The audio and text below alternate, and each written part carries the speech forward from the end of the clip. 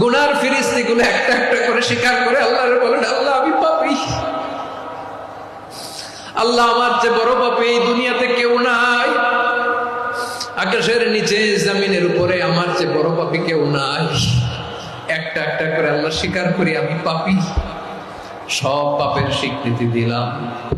পৃথিবী না জানুক আমি তো জানি, আমি কি পাপ করেছি, হায় আমার পাপের করলে বিচার, বাঁচার আমার নাই উপায়।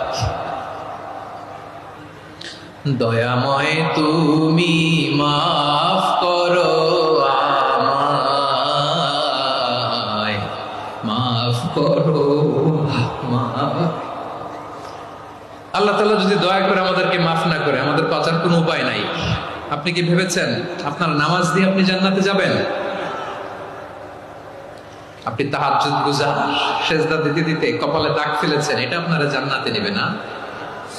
আপনি এলাকার সবচেয়ে বড় হাতেম তাই দানশীল, এই দানের ভরসায় বসে আছেন, কুশ্চিন কালো ভাব।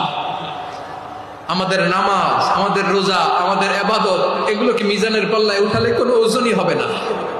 তবে আমাদের একটা